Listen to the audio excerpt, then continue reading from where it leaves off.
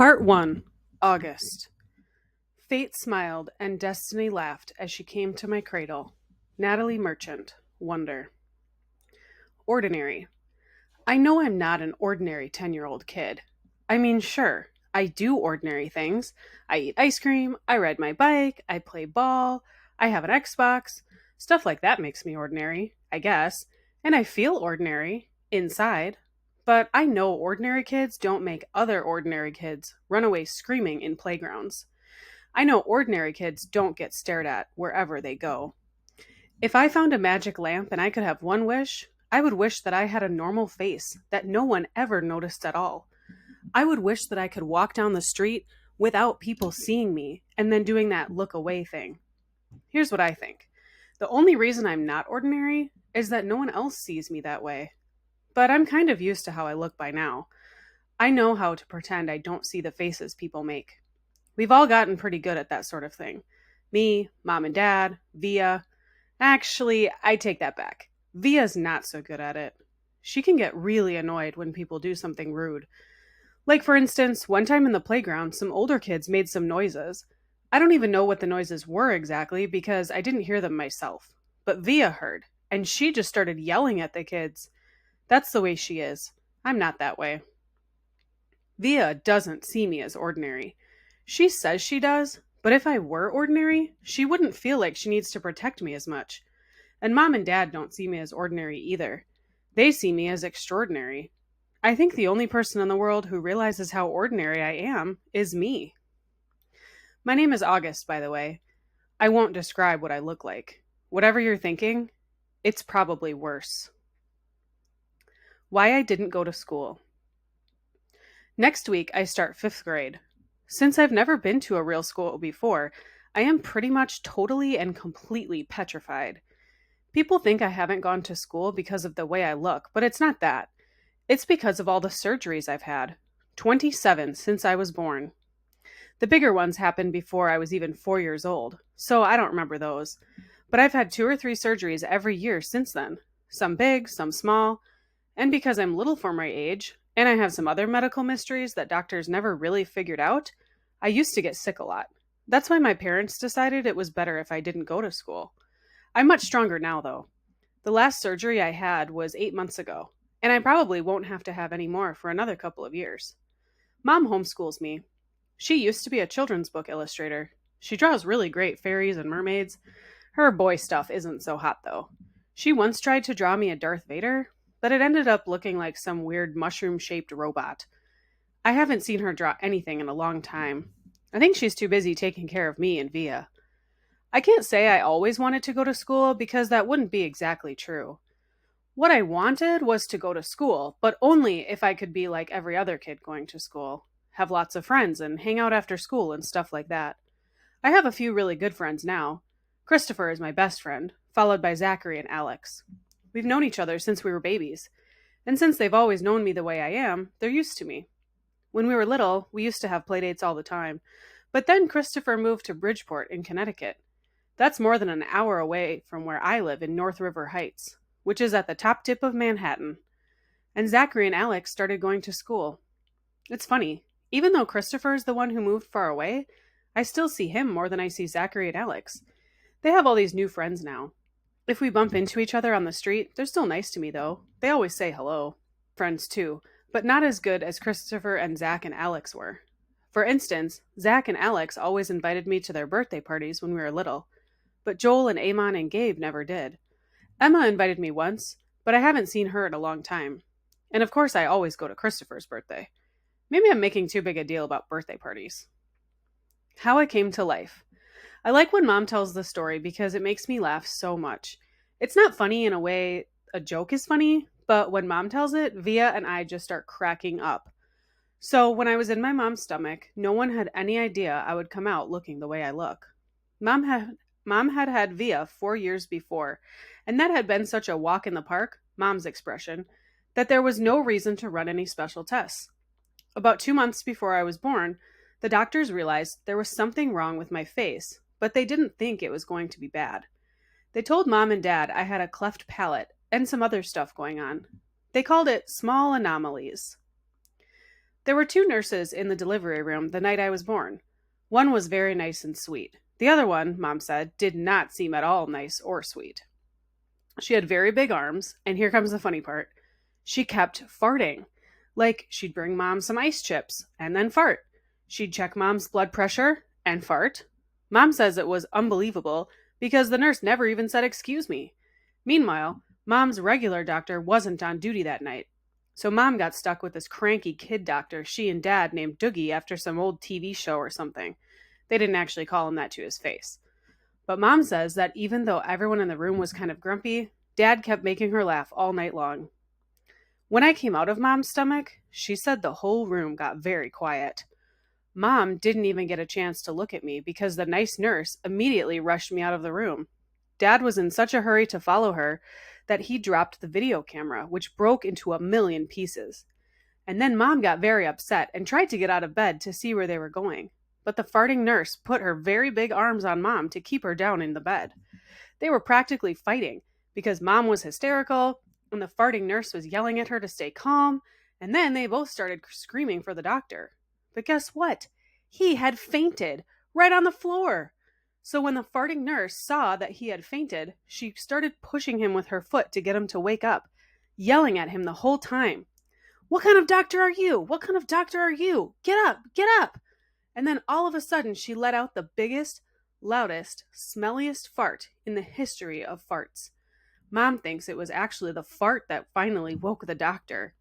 Anyway, when Mom tells the story, she acts out all the parts, including the farting noises. And it is so funny. Mom says the farting nurse turned out to be a very nice woman. She stayed with Mom the whole time, didn't leave her side even after Dad came back and the doctors told them how sick I was. Mom remembers exactly what the nurse whispered in her ear when the doctor told her I probably wouldn't live through the night.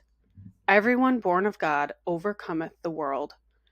And the next day, after I had lived through the night, it was that nurse who held Mom's hand when they brought her to meet me for the first time.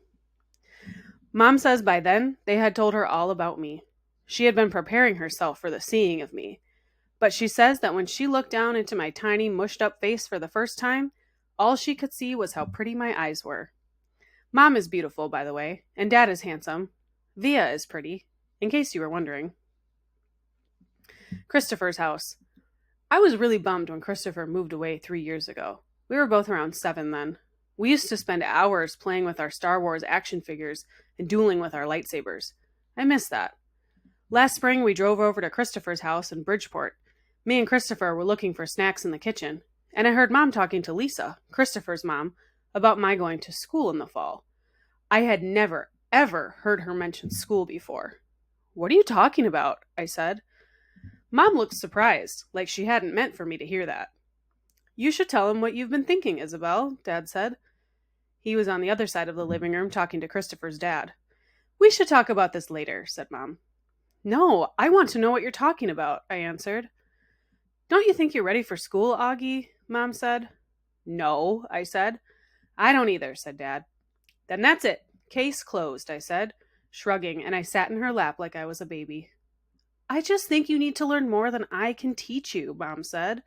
"I mean, come on, Augie. You know how bad I am at fractions." "What school?" I said. I already felt like crying. "Beecher Prep, right by us." "Wow, that's a great school, Augie," said Lisa, patting my knee. "Why not Via's school?" I said. "That's too big," Mom answered. "I don't think that would be a good fit for you." "I don't want to," I said. I admit, I made my voice sound a little babyish. "You don't have to do anything you don't want to do," Dad said, coming over and lifting me out of Mom's lap. He carried me over to sit on his lap on the other side of the sofa. "We won't make you do anything you don't want to do." "But it would be good for him, Nate," Mom said. "Not if he doesn't want to," answered Dad, looking at me. "Not if he's not ready." I saw Mom look at Lisa, who reached over and squeezed her hand. "You guys will figure it out," she said to Mom. "You always have." "Let's just talk about it later," said Mom. I could tell she and Dad were going to get in a fight about it. I wanted Dad to win the fight, though a part of me knew Mom was right. And the truth is, she really was terrible at fractions. Driving. It was a long drive home. I fell asleep in the back seat like I always do, my head on Via's lap like she was my pillow, a towel wrapped around the seatbelt so I wouldn't drool all over her.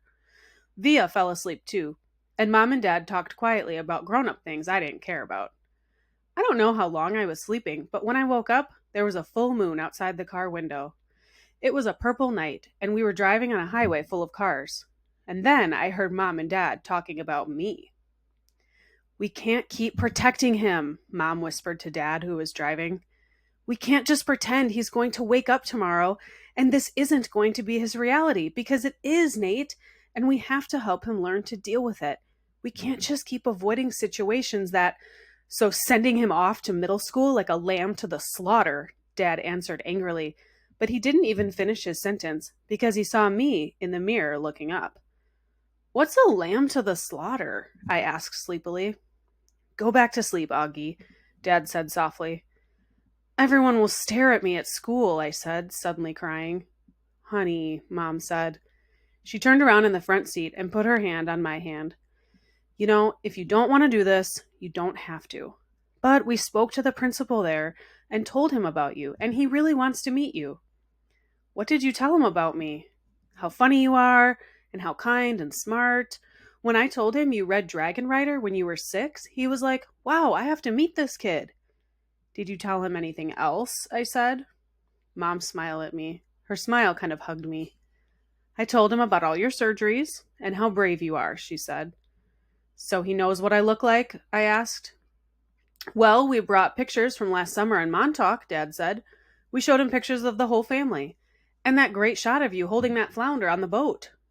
"You were there too?" I have to admit, I felt a little disappointed that he was a part of this. "We both talked to him, yes," Dad said. "He's a really nice man." "You would like him," Mom added. Suddenly, it felt like they were on the same side.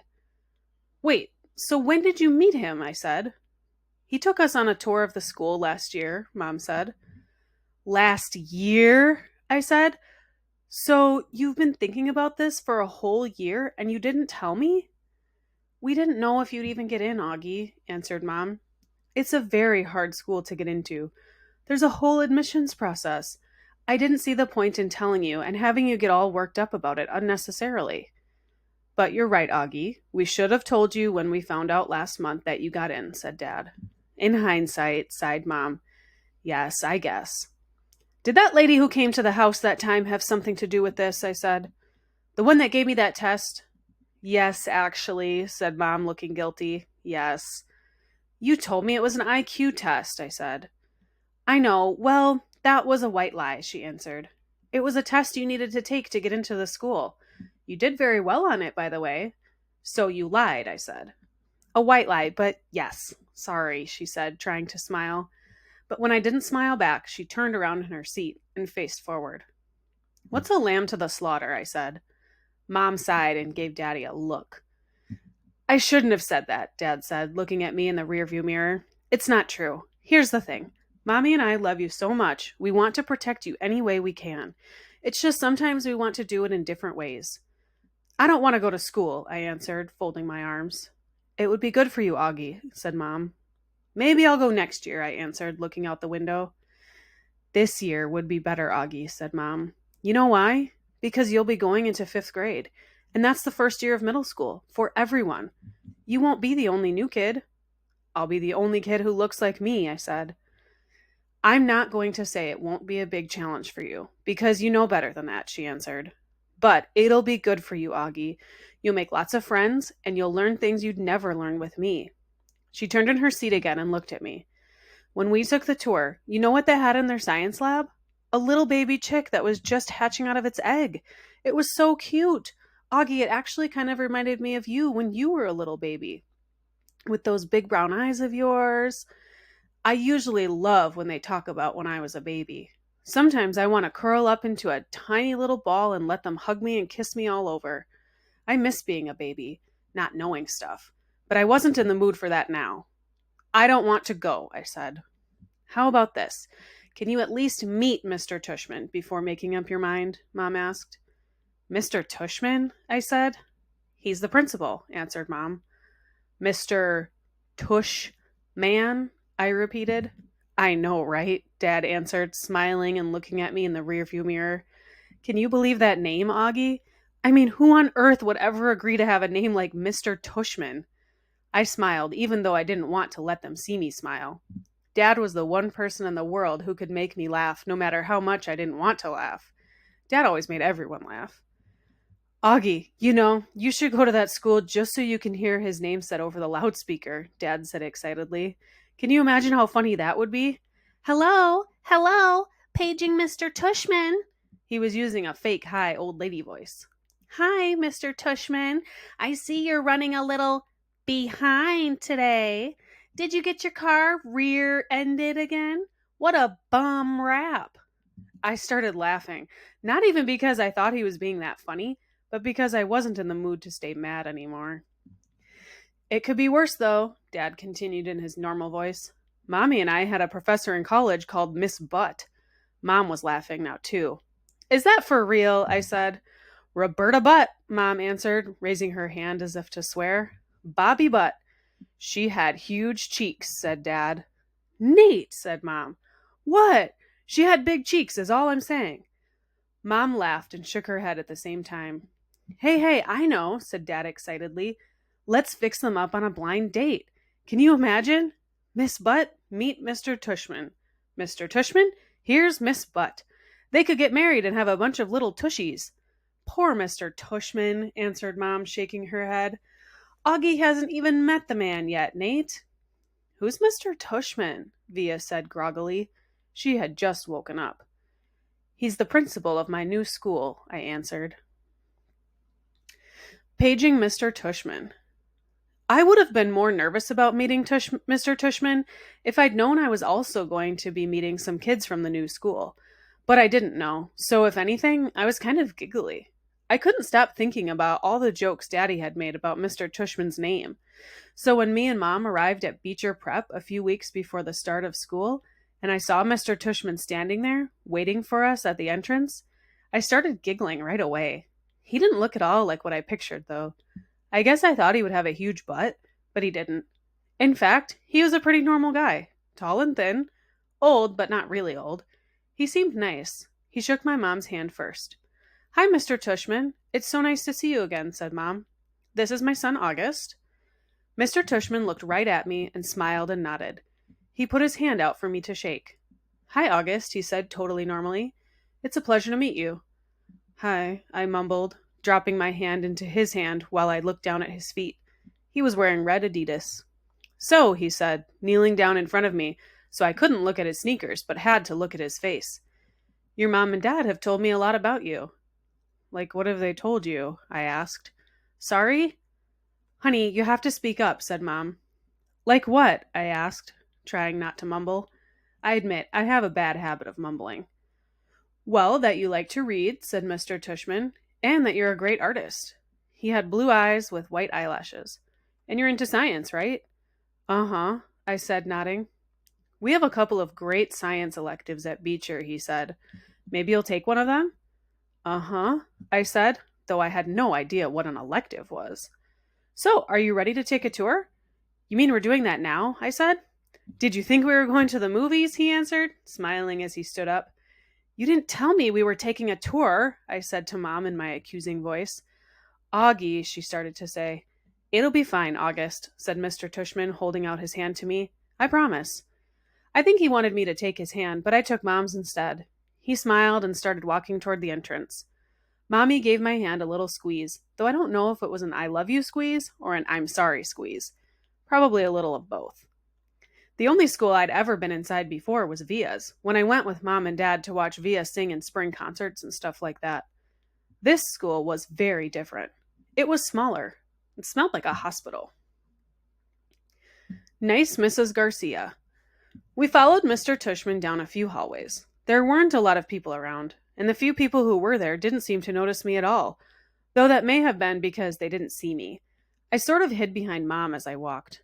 I know that sounds kind of babyish of me, but I wasn't feeling very brave right then. We ended up in a small room with the words, Office of the Middle School Director, on the door. Inside, there was a desk with a nice-seeming lady sitting behind it. This is Mrs. Garcia, said Mr. Tushman, And the lady smiled at Mom and took off her glasses and got up out of her chair. My mother shook her hand and said, "Isabel Pullman, nice to meet you." "And this is August," Mr. Tushman said. Mom kind of stepped to the side a bit so I would move forward. Then that thing happened that I've seen happen a million times before. When I looked up at her, Mrs. Garcia's eyes dropped for a second. It was so fast no one else would have noticed, since the rest of her face stayed exactly the same. She was smiling a really shiny smile. "Such a pleasure to meet you, August," she said, holding out her hand for me to shake. "Hi," I said quietly, giving her my hand, but I didn't want to look at her face, so I kept staring at her glasses, which hung from a chain around her neck. "Wow, what a firm grip," said Mrs. Garcia. Her hand was really warm. "The kid's got a killer handshake," Mr. Tushman agreed, and everyone laughed above my head. "You can call me Mrs. G," Mrs. Garcia said. I think she was talking to me, but I was looking at all the stuff on her desk now. "That's what everyone calls me. Mrs. G, I forgot my combination. Mrs. G, I need a late pass. Mrs. G, I want to change my elective." "Mrs. G is actually the one who runs the place," said Mr. Tushman, which again made all the grown-ups laugh. "I'm here every morning by 7:30, Mrs. Garcia continued, still looking at me while I stared at her brown sandals with small purple flowers on the buckles. "So, if you ever need anything, August, I'm the one to ask, and you can ask me anything." "Okay," I mumbled. "Oh, look at that cute baby," Mom said, pointing to one of the photographs on Mrs. Garcia's bulletin board. "Is he yours?" "No, my goodness," said Mrs. Garcia, smiling a big smile now that was totally different from her shiny smile. "You've just made my day. He's my grandson." "What a cutie," said Mom, shaking her head. "How old?" "In that picture he was 5 months, I think. But he's big now. Almost 8 years old." "Wow," said Mom, nodding and smiling. "Well, he's absolutely beautiful." "Thank you," said Mrs. Garcia, nodding like she was about to say something else about her grandson. But then all of a sudden her smile got a little smaller. "We're all going to take very good care of August," she said to Mom. And I saw her give Mom's hand a little squeeze. I looked at Mom's face, and that's when I realized she was just as nervous as I was. I guess I liked Mrs. Garcia, when she wasn't wearing her shiny smile. Jack, Will, Julian, and Charlotte. We followed Mr. Tushman into a small room across from Mrs. Garcia's desk. He was talking as he closed the door to his office and sat down behind his big desk, though I wasn't really paying much attention to what he was saying. I was looking around at all the things on his desk. Cool stuff, like a globe that floated in the air and a Rubik's type cube made with little mirrors. I liked his office a lot. I liked that there were all these neat little drawings and paintings by students on the walls, framed like they were important. Mom sat down in a chair in front of Mr. Tushman's desk, and even though there was another chair right next to hers, I decided to stand beside her. "Why do you have your own room and Mrs. G doesn't?" I said. "You mean why do I have an office?" asked Mr. Tushman. "You said she runs the place," I said. "Oh, well, I was kind of kidding. Mrs. G is my assistant. Mr. Tushman is the director of the middle school," Mom explained. "Do they call you Mr. T?" I asked, which made him smile. "Do you know who Mr. T is?" he answered. "I pity the fool," he said in a funny, tough voice, like he was imitating someone. I had no idea what he was talking about. "Anyway, no," said Mr. Tushman, shaking his head. "No one calls me Mr. T, though I have a feeling I'm called a lot of other things I don't know about. Let's face it, a name like mine is not so easy to live with. You know what I mean?" Here, I have to admit, I totally laughed, because I knew exactly what he meant. "My mom and dad had a teacher called Miss Butt," I said. "Augie," said Mom, but Mr. Tushman laughed. "Now that's bad," said Mr. Tushman, shaking his head. "I guess I shouldn't complain. Hey, so listen, August. Here's what I thought we would do today." "Is that a pumpkin?" I said, pointing to a framed painting behind Mr. Tushman's desk.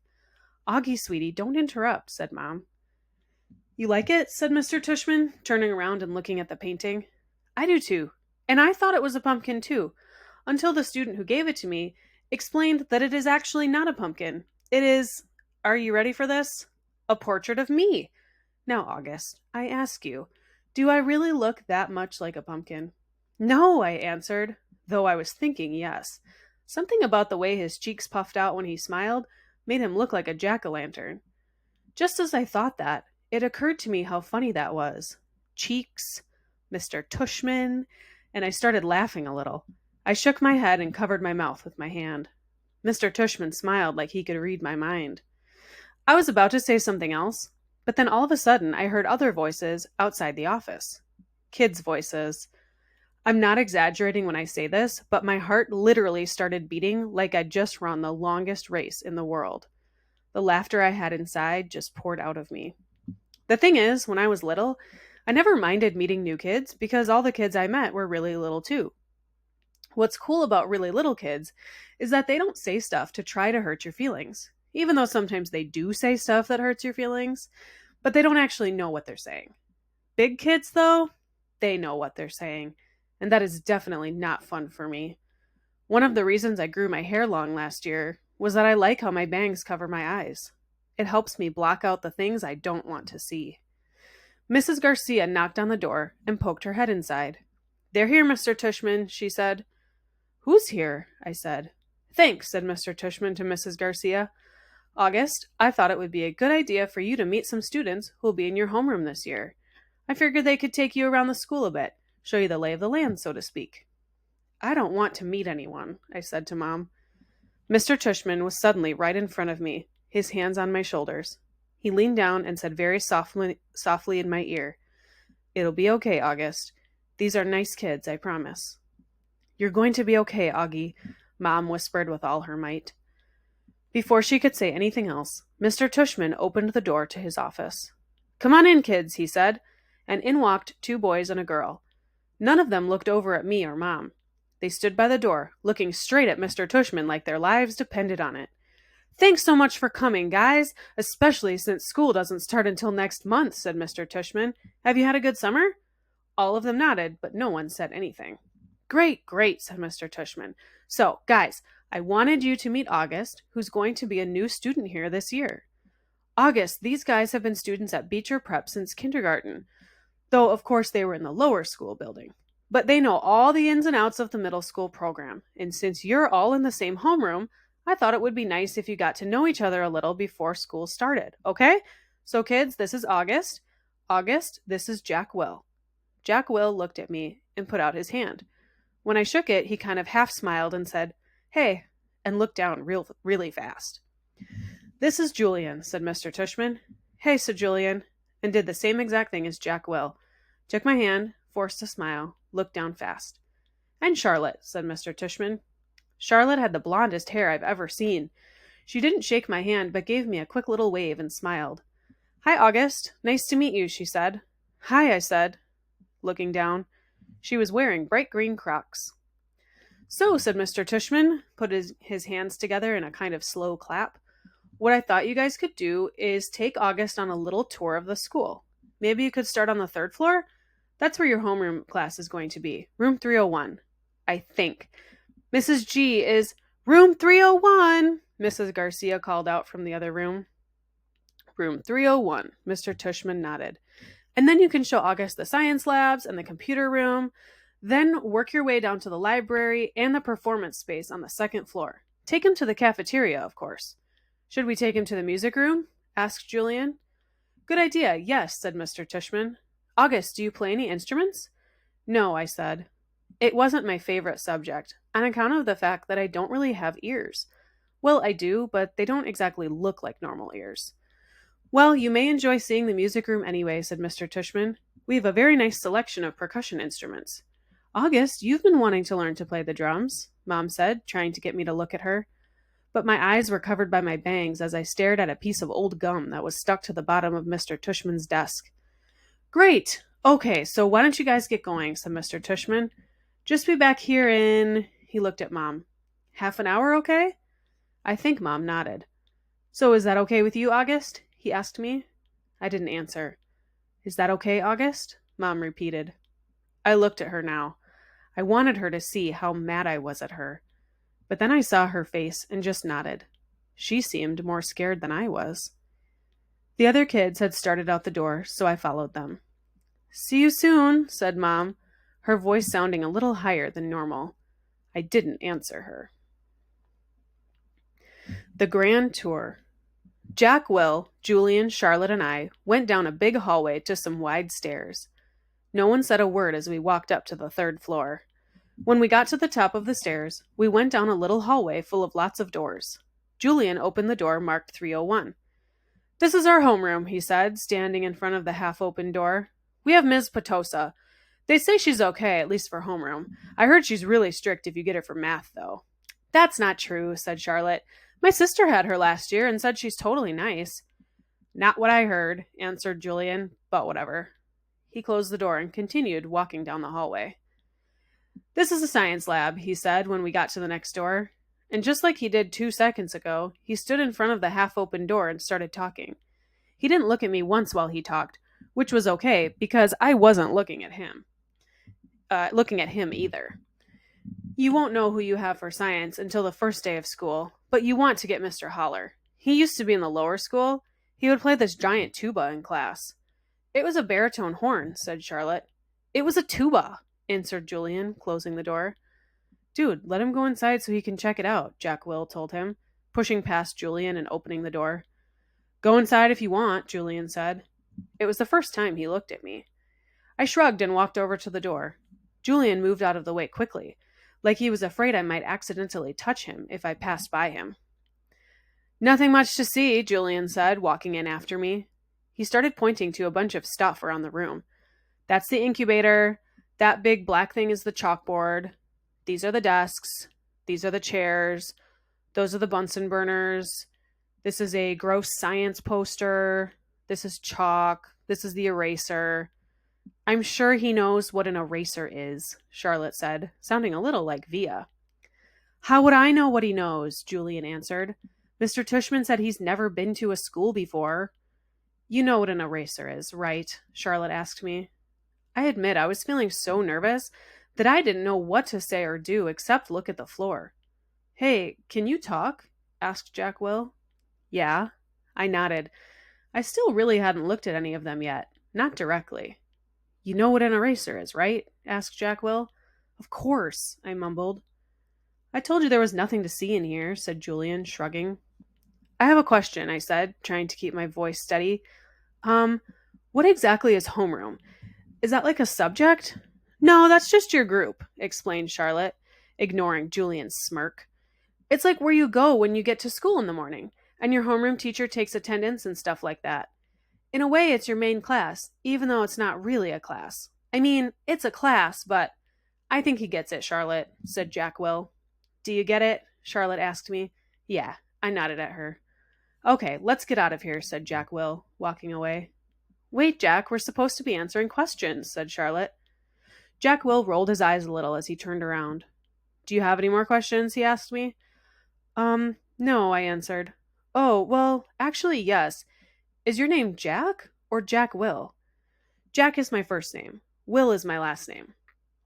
"Oh, because Mr. Tushman introduced you as Jack Will, so I thought—" "Ha! You thought his name was Jack Will," laughed Julian.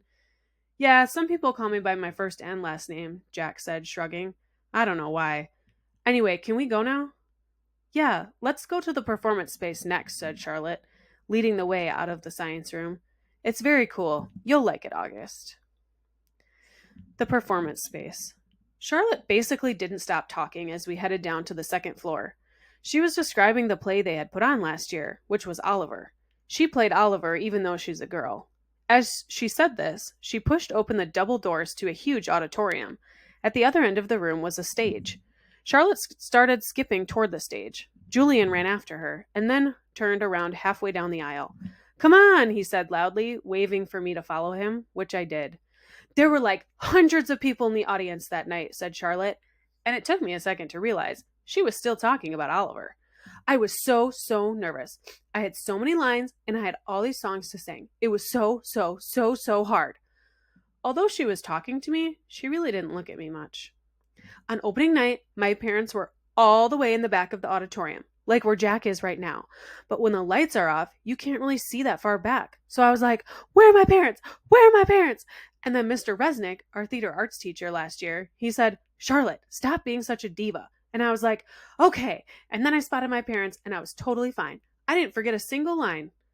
While she was talking, I noticed Julian staring at me out of the corner of his eye. This is something I see people do a lot with me. They think I don't know they're staring, but I can tell from the way their heads are tilted. I turned around to see where Jack had gone to. He had stayed in the back of the auditorium, like he was bored. We put on a play every year, said Charlotte. I don't think he's going to want to be in the school play, Charlotte, said Julian sarcastically. You can be in the play without actually being in the play, Charlotte answered, looking at me. You can do the lighting. You can paint the backdrops. Oh, yeah, whoopee, said Julian, twirling his finger in the air. But you don't have to take the theater arts elective if you don't want to, Charlotte said, shrugging. There's dance or chorus or band. There's leadership. Only dorks take leadership, Julian interrupted. Julian, you're being so obnoxious, said Charlotte, which made Julian laugh. I'm taking the science elective, I said. Cool, said Charlotte. Julian looked directly at me. The science elective is supposedly the hardest elective of all, he said. No offense, but if you've never ever been in a school before, why do you think you're suddenly going to be smart enough to take the science elective? I mean, have you ever even studied science before? Like real science, not the kind you do in kits? Yeah, I nodded. He was homeschooled, Julian, said Charlotte. So teachers came to his house? Asked Julian, looking puzzled. No, his mother taught him, answered Charlotte. Is she a teacher? Julian said. Is your mother a teacher? Charlotte asked me. No, I said. So she's not a real teacher, said Julian, as if that proved his point. That's what I mean. How can someone who's not a real teacher actually teach science? I'm sure you'll do fine, said Charlotte, looking at me. Let's just go to the library now, Jack called out, sounding really bored. Why is your hair so long? Julian said to me. He sounded like he was annoyed. I didn't know what to say, so I just shrugged. Can I ask you a question? He said. I shrugged. Didn't he just ask me a question? What's the deal with your face? I mean, were you in a fire or something? Julian, that's so rude, said Charlotte. I'm not being rude, said Julian. I'm just asking a question. Mr. Tushman said we could ask questions if we wanted to. Not rude questions like that, said Charlotte. Besides, he was born like that. That's what Mr. Tushman said. You just weren't listening. I was so listening, said Julian. I just thought maybe he was in a fire too. Geez, Julian, said Jack. Just shut up. You shut up, Julian yelled. Come on, August, said Jack. Let's just go to the library already. I walked toward Jack and followed him out of the auditorium. He held the double doors open for me, and as I passed by, he looked at me right in the face, kind of daring me to look back at him, which I did. Then I actually smiled. I don't know, sometimes when I have the feeling like I'm almost crying, it can turn into an almost laughing feeling. And that must have been the feeling I was having then, because I smiled, almost like I was going to giggle. The thing is, because of the way my face is, people who don't know me very well don't always get that I'm smiling. My mouth doesn't go up at the corners, the way other people's mouths do. It just goes straight across my face. But somehow Jack Will got that I had smiled at him, and he smiled back. Julian's a jerk, he whispered before Julian and Charlotte reached us. But dude, you're gonna have to talk. He said this seriously, like he was trying to help me. I nodded as Julian and Charlotte caught up to us.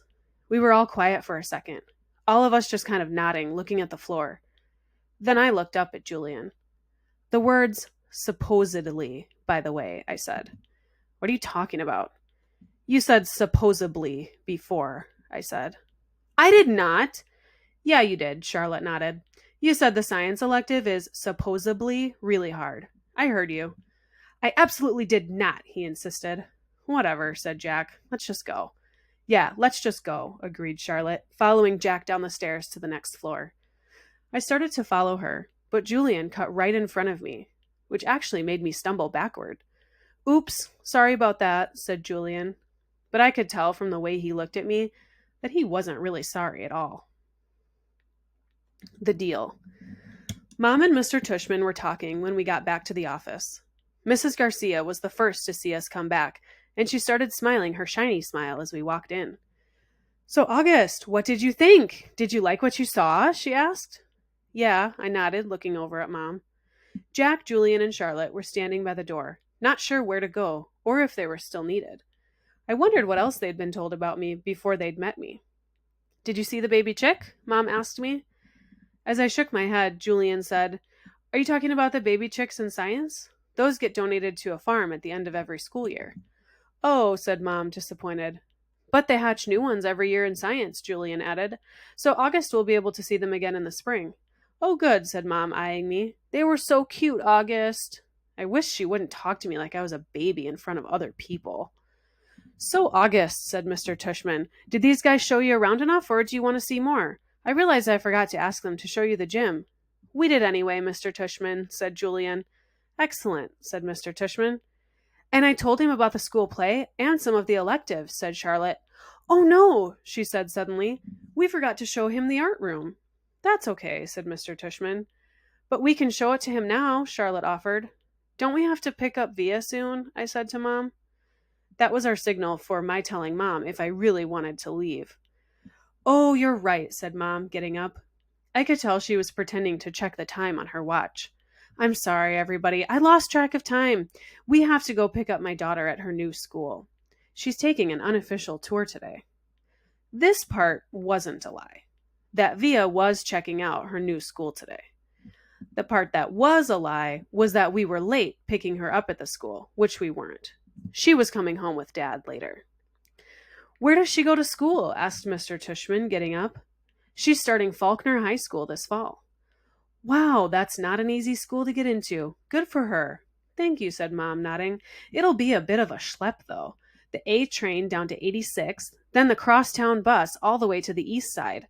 Takes an hour that way, but it's just a 15-minute drive. It'll be worth it. I know a couple of kids who got into Faulkner and love it, said Mr. Tushman. We should really go, Mom, I said, tugging at her pocketbook.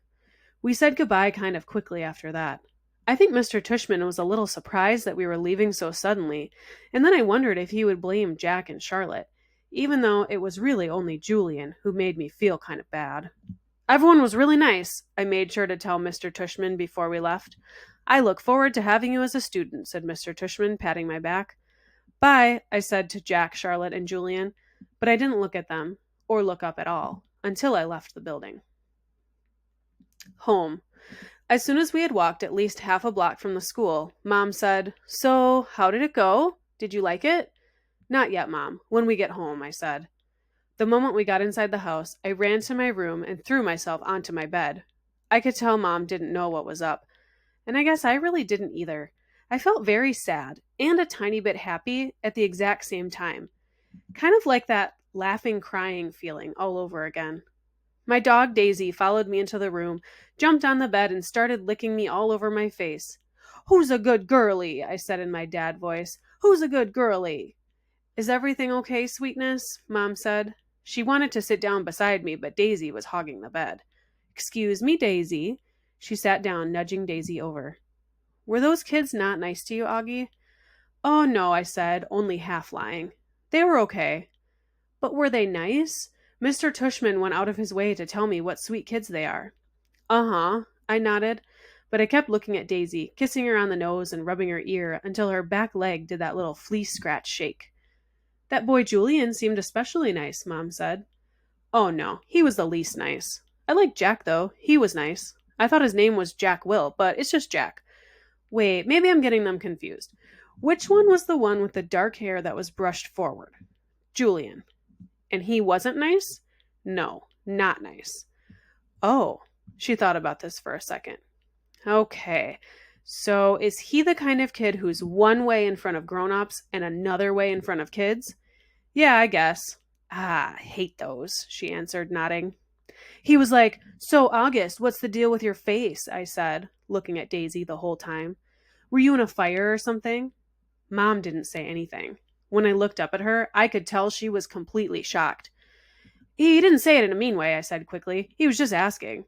Mom nodded. But I really like Jack, I said. He was like, Shut up, Julian. And Charlotte was like, You're so rude, Julian. Mom nodded again. She pressed her fingers on her forehead like she was pushing against a headache. I'm so sorry, Augie, she said quietly. Her cheeks were bright red. No, it's okay, Mom, really. You don't have to go to school if you don't want, sweetie. I want to, I said. Augie. Really, Mom, I want to. And I wasn't lying. First day jitters. Okay, so I admit that the first day of school, I was so nervous that the butterflies in my stomach were more like pigeons flying around my insides.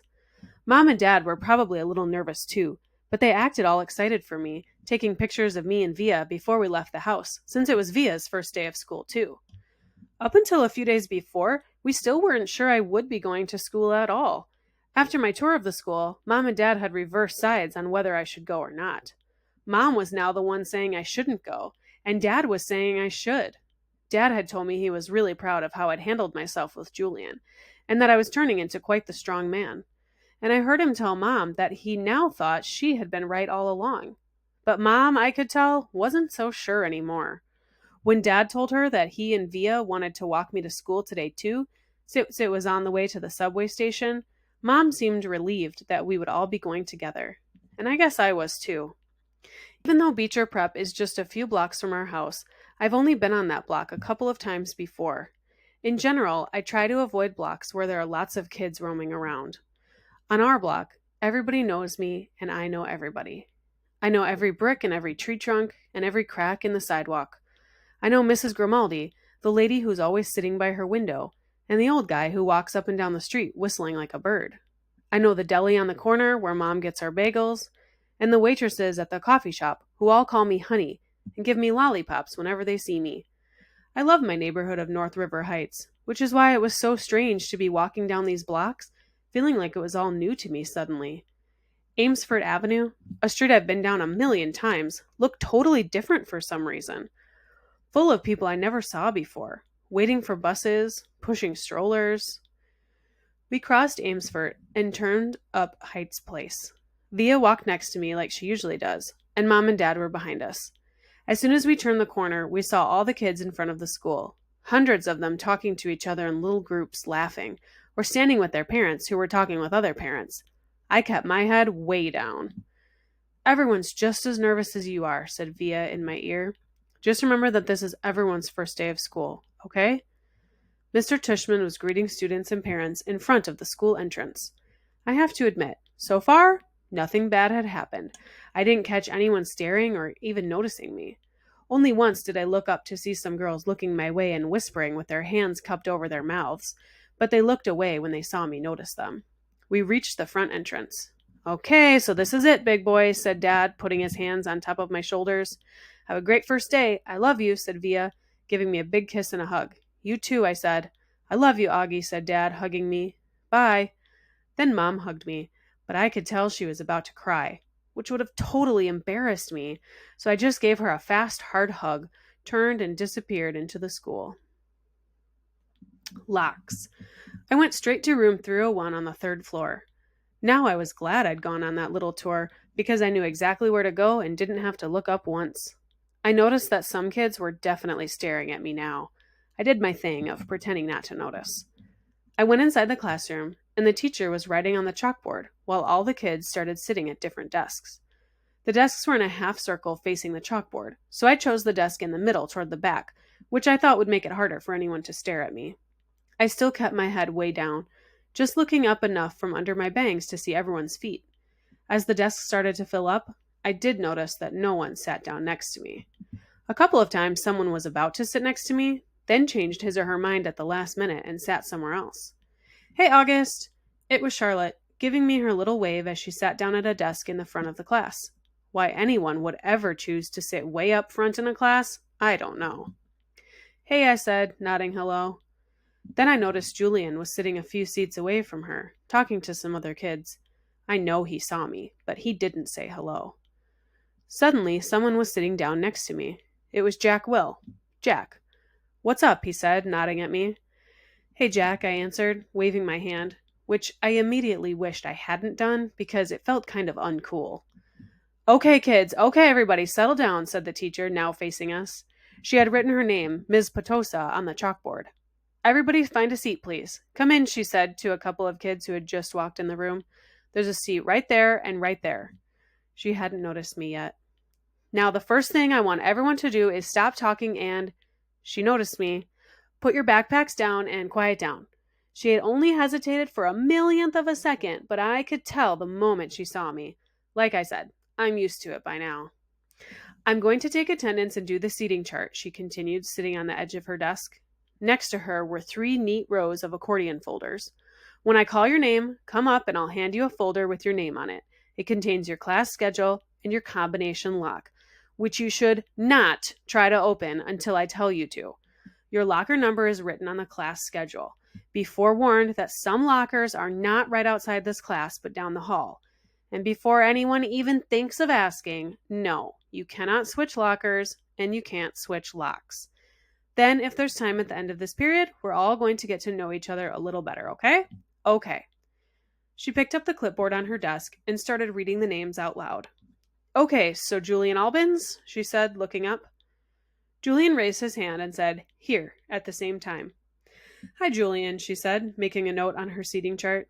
She picked up the very first folder and held it out to him. Come pick it up, she said, kind of no nonsense. He got up and took it from her. Jimena Chin? She handed a folder to each kid as she read off the names. As she went down the list, I noticed that the seat next to me was the only one still empty, even though there were 2 kids sitting at one desk just a few seats away. When she called the name of one of them, a big kid named Henry Joplin, who already looked like a teenager, she said, Henry, there's an empty desk right over there. Why don't you take that seat, okay? She handed him his folder and pointed to the desk next to mine. Although I didn't look at him directly, I could tell Henry did not want to move next to me, just by the way he dragged his backpack on the floor as he came over, like he was moving in slow motion. Then he plopped his backpack up really high on the right side of the desk, so it was kind of like a wall between his desk and mine. Maya Markowitz? Miss Petosa was saying. Here, said a girl about 4 desks down from me. Miles Nouri? Here, said the kid that had been sitting with Henry Joplin. As he walked back to his desk, I saw him shoot Henry a poor you look. August Pullman? Said Ms. Petosa. Here, I said quietly, raising my hand a bit. Hi, August, she said, smiling at me very nicely when I went up to get my folder. I kind of felt everyone's eyes burning into my back for the few seconds I stood in front of the class, and everybody looked down when I walked back to my desk. I resisted spinning the combination when I sat down, even though everyone else was doing it, because she had specifically told us not to. I was already pretty good at opening locks anyway, because I've used them on my bike. Henry kept trying to open his lock, but couldn't do it. He was getting frustrated and kind of cursing under his breath. Ms. Petosa called out the next few names. The last name was Jack Will. After she handed Jack his folder, she said, Okay, so everybody write your combinations down somewhere safe that you won't forget, okay? But if you do forget, which happens at least 3.2 times per semester, Mrs. Garcia has a list of all the combination numbers. Now go ahead, take your locks out of your folders and spend a couple of minutes practicing how to open them. Though I know some of you went ahead and did that anyway. She was looking at Henry when she said that. And in the meanwhile, I'll tell you guys a little something about myself. And then you guys can tell me a little about yourselves. And we'll, get to know each other. Sound good? Good. She smiled at everyone, though I felt like she was smiling at me the most. It wasn't a shiny smile, like Mrs. Garcia's smile, but a normal smile, like she meant it. She looked very different from what I thought teachers were going to look like. I guess I thought she'd look like Miss Fowl from Jimmy Neutron, an old lady with a big bun on top of her head. But in fact, she looked exactly like Mon Mothma from Star Wars Episode 4. Haircut kind of like a boy's, and a big white shirt kind of like a tunic. She turned around and started writing on the chalkboard. Henry still couldn't get his lock to open, and he was getting more and more frustrated every time someone else popped one open. He got really annoyed when I was able to open mine on the first try. The funny thing is, if he hadn't put the backpack between us, I most definitely would have offered to help him.